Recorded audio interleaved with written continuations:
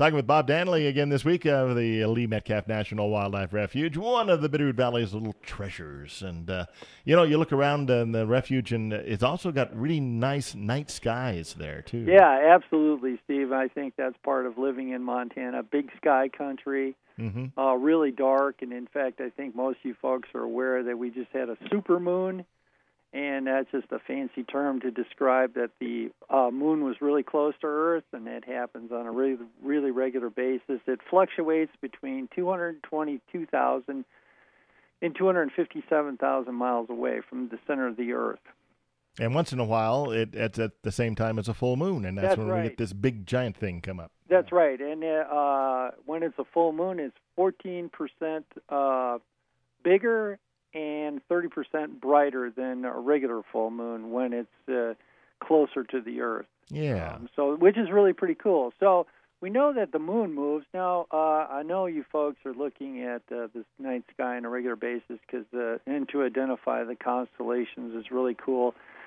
But the stars move just like the moon, except that, we really don't see the movement because they're so far away. Yeah. But over the next 50,000 years, now I know we're not going to be around to see this, but it's a fascinating thought that the constellations that we know or that we identify commonly are going to really change dramatically.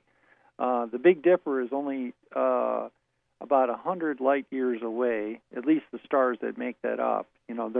They're really separate. Right. And that will change. And the other one that's really identifiable is Orion, which is roughly 1,000 light years away, which won't change as fast because the stars are much farther away. But when it does change, Orion will no longer have a head. Oh, no. Yeah, and if for you folks that are really into astrology or astronomy and the alignment of the stars, but there's a feature in the southern sky that's called the Southern Cross, and that will no longer be a cross. That will be two parallel lines, which is kind of interesting. Well, the speed of light is 186,000 miles per second, right? And a planet moves 10 thousandths of that, so it's about 18 miles per second. Yeah, we don't realize how fast we're moving around the sun, for that matter. So again, I think what's interesting about the night sky is a lot of the constellations are named after animals, and that fits right in with wildlife. And obviously, when you're outside in the dark listening for owls and you're looking up, you have something else to think about now. That's right. So thanks, Bob. So thanks for the plug. We're appreciative and we're of service to the public every day of the week.